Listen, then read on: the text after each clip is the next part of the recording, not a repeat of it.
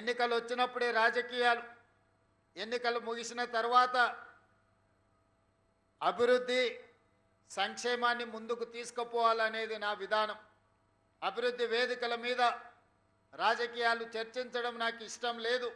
అందుకే ఈనాడు ఎంతమంది ఎన్ని విమర్శలు చేసినా, ఎన్ని ఆరోపణలు చేసినా, హైడ్రా ప్రారంభించినప్పుడు, హైడ్రా పనులు కొనసాగిస్తున్నప్పుడు చాలామంది చాలా తీవ్రమైన ఆరోపణలు చేసిండ్రు.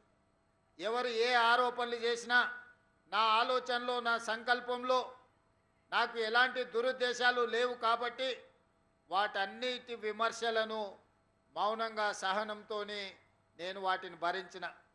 ఈనాడు హైడ్రా కమిషనర్ గారు, ఇతర అధికారులు ఈ నల్ల చెరువును చేసిన అభివృద్ధిని చూసిన తర్వాత ఇక్కడున్న వేలాది మంది వాళ్ళ మొహాలలో ఆనందం చూస్తే నాకు పడ్డ తిట్లు నాకు ఆశీర్వాదం కిందనే నేను భావిస్తున్నా.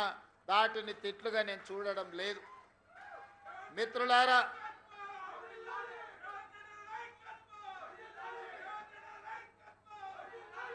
వివిధ జిల్లాల నుంచి, వివిధ రాష్ట్రాల నుంచి, వివిధ దేశాల నుంచి కూడా మన ప్రాంతానికి ఉద్యోగ ఉపాధి అవకాశాల కోసం ఇక్కడికి తరలి వస్తున్నారు.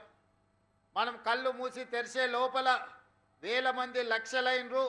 ఇవాళ లక్షల జనాభా 1,34,00,000కు పెరిగిపోయింది అనంటే ఈ మహానగరం ఈరోజు ప్రపంచంతోనే పోటీ పడే విధంగా ఈరోజు అభివృద్ధి చెందుతున్నది. Subscribe us and press the bell icon for more interesting updates.